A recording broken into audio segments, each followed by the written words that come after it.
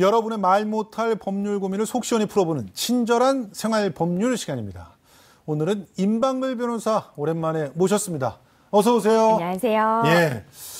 오늘의 사례를 만나봐야 되는데요. 네. 임 변호사님이 한동안 안 나오시는 바람에 네. 김남국 변호사가 너무 연기를 못해서 저런. 오늘부터는 저희가 연기를 하지 않고 VCR로 사례를 만나보도록 하겠습니다. 네. 예, 아쉽네요. 저 사실 그러니까요. 그 연기하는 재미로 지금 이 코너를 하고 있는데 우리는 말이죠. 잘 맞았는데. 그러니까요. VCR 보시겠습니다. 회사에서 산재 처리해준다고 믿고 있었는데 아직이네요. 본인이 몸 관리 못해서 그런 걸 왜 회사 책임으로 돌리나? 폭염에 일하다 쓰러져서 한 달 넘게 입원했는데 당연히 산재 처리해주셔야죠.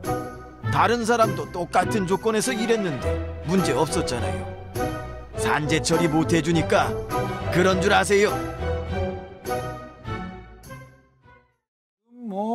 아니 저런 사장님이 있습니까? 그러니까요. 이런 찜통더위에 밖에 나가서 일하고 그러면 당연히 휴식 시간도 제공해 줘야 되고 그늘도 줘야 되고 그게 의무잖아요. 맞습니다. 그러다가 이제 또 이렇게 문제까지 생겼으면 산재 처리를 해줘야 되는 거 아니에요? 그렇죠. 이런 경우에 산재 처리 받으실 수 있습니다. 예. 그래서 근거 규정을 한번 볼까요? 우리 예. 산업재해보상보험법 제37조와 또 같은 시행령 또 별표 기준을 보면은요, 이 업무상 질병에 대한 구체적인 인정 기준이 특히 이제 별표에 나와 있는데요. 그 중에 보면 덥고 뜨거운 장소에서 하는 업무로 발생한 일사병 또는 열사병 이렇게 되어 있어요. 그러니까 폭염으로 인해서 폭염 속에서 일을 하다가 일사병이나 열사병을 얻었다면은 업무상 재해로 인정이 돼서 산재 적용을 받을 수가 있습니다. 다만 내가 더위 속에서 일하다가 쓰러졌다고 해서 언제나 이 산재가 적용되는 것은 아니에요. 예를 들어 폭염 속에서 일을 했는데 일사병이나 열사병이 아니라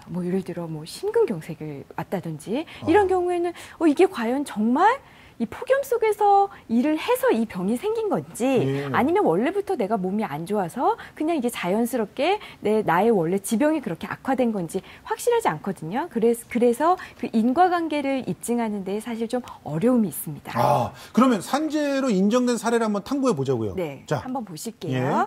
먼저 첫 번째 사례는요. 2013년 8월에 있었던 일인데요. 다 실제 사례예요.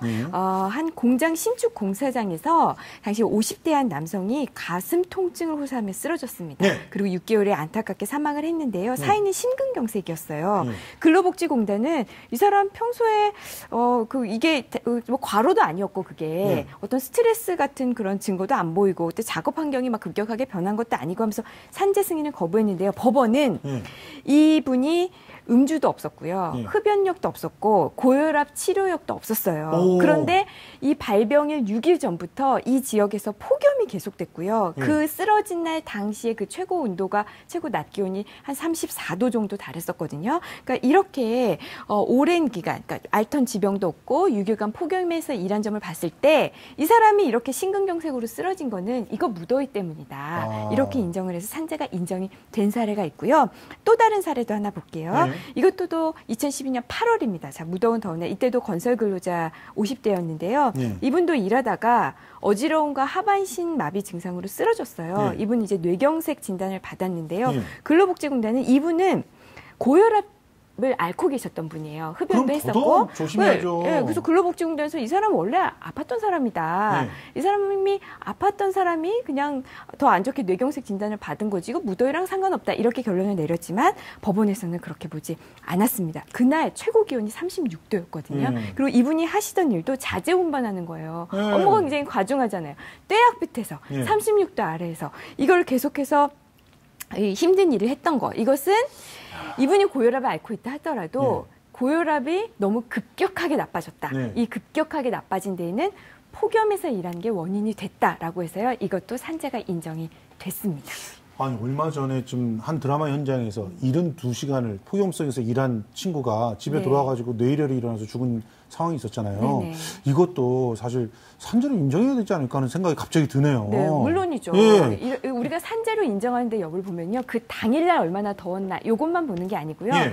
요 전부터 며칠 동안 이 사람이 더운 날씨에서 일을 했는지도 봅니다. 그러니까요. 그리고 얼마나 이 사람의 업무가 과도했는지 그리고 얼마나 이 폭염에 노출되어 있는지 이런 사정을 종합적으로 고려를 해서요. 제가 소개해드린 사례는 다행히 산재가 인정된 사례지만 그렇지 않고 인정 못 받은 사례도 사실 굉장히 많습니다. 아니 그러니까 아예 폭염을 확실히 재난으로 하고 재난안전법에 아예 폭염을 집어넣자. 네. 이렇게 되면 좀 달라지지 않습니까? 그렇죠. 폭염 우리 그 재난안전관리기본법에 그 재난에 폭염이 들어간다면 우선 1차적으로 보상을 받을 수가 있어요. 사망한 경우에는 사망보상금도 받고요. 이런 식으로 보상을 받을 수 있는데 지금까지는 이 폭염이 명확하게 규정이 되어 있지 않았어요. 예전에 국회에서 계속해서 이거를 넣으려는 시도는 있었는데 정부에서 반대를 했습니다. 반대한 이유가 이 사람이 예를 들어 사망을 했다고 했을 때 이 사람이 정말 폭염 때문에 사망한 거지. 아까 산재 인정한 거랑 똑같아요.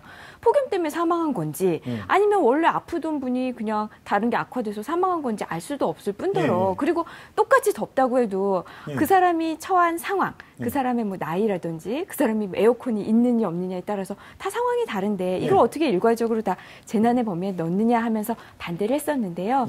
올해 진짜 더웠잖아요. 정부가 바꿨어요. 방침을. 그래서 정부도 이 재난안전관리기본법에 이 재난의 범위에 폭염도 넣겠다라는 입장을 취하고 있어서요. 빠르면 뭐 이번 달 말에 국회가 이제 통과를 시킨다고 하는데 그래도 좀 늦은 감이 있죠. 8월 말이면 그래도 더위가 어느 정도 지나간 다음이라서 좀 아쉬운 면은 있습니다. 아까 그 폭염 재난에 넣기 힘들다라고 얘기했던 정부 관계자 누군지 좀 꼬집어주고 싶은데요.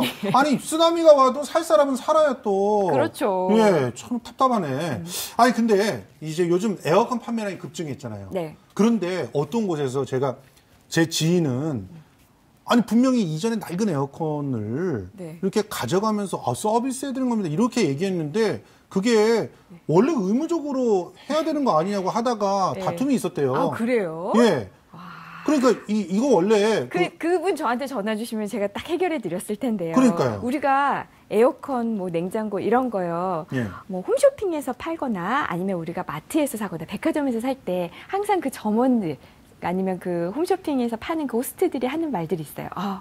저희가 여러분 걱정하지 마십시오. 여러분이 쓰시던 거는 저희가 무상으로 수거해드립니다. 이건 서비스입니다. 이렇게 말씀을 하시거든요. 그 전제를 잘 들어보면 이렇게 얘기한단 말이에요. 네, 맞아요. 잘 들어보면 전제가 원래는 내가 처리를 해야 되고 그리고 내가 아니면 수거해 가십시오라고 할 때는 돈을 줘야 될 것처럼 그게 전제가 돼 있어요. 그러니까 무상 서비스란 말이 나오잖아요. 하지만 사실 이건 그분들이 가져가야 할 의무가 있습니다.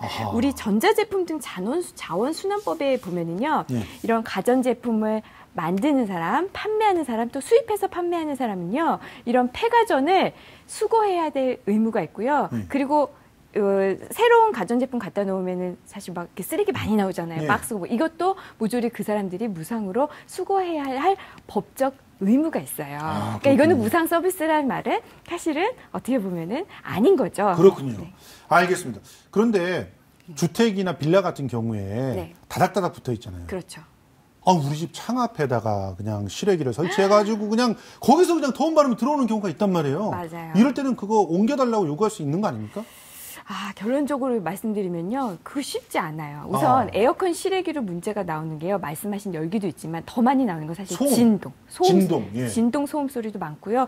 또 하나는 응추수, 누수 문제도 또 있어요. 물이 뚝뚝 떨어지는 거. 그래서 뭐 내 빨래 윗집에 응추수가 떨어져가지고 우리 집 빨래 위에 떨어져서 뭐 이렇다 뭐 이런 불만들도 있고요. 이런데요.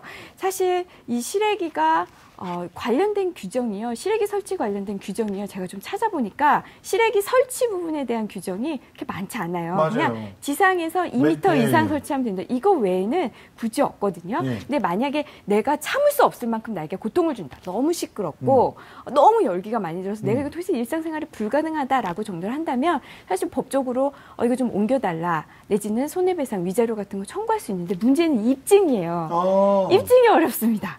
입증이 쉽지 않아요. 그러나 제가 하나 인정된 사례 하나 소개를 해드리면요. 이게 거의 언론에 보도된 건 유일한 것 같아요. 이 2013년 사례인데요. 이분 같은 경우에는 15년 동안 주택에서 평온하게 살고 계셨어요. 그랬는데 갑자기 한 4m 앞에 한 건물에 지하에 슈퍼마켓이 들어왔어요. 슈퍼마켓 에어컨 실외기라면 어마어마하잖아요. 그렇죠. 크기가. 그 실외기가 1층에 딱 설치가 됩니다.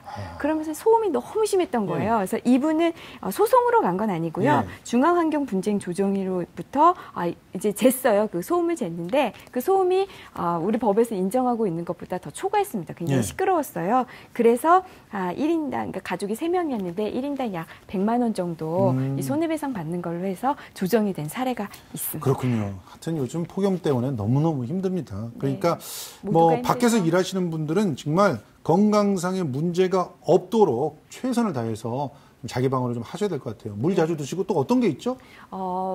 가장 기본적인 게 3가지예요. 물, 그늘, 휴식. 이 3가지는 이 노동자, 밖에서 일하시는 근로자분 스스로도 지켜야 되고요. 사용자분들도 이거는 정말 당연한 거잖아요. 그렇습니다. 그렇죠? 그래서 이거는 반드시 지켜주셔서 산재 밖에 아까 제가 인과관계 인정 안 되는 경우도 많다고 했잖아요. 그러니까 미리 사고를 예방하시는 게 더 중요하다고 볼 수 있습니다. 네, 고맙습니다. 오늘도 임방을 변호사와 함께했습니다. 고맙습니다.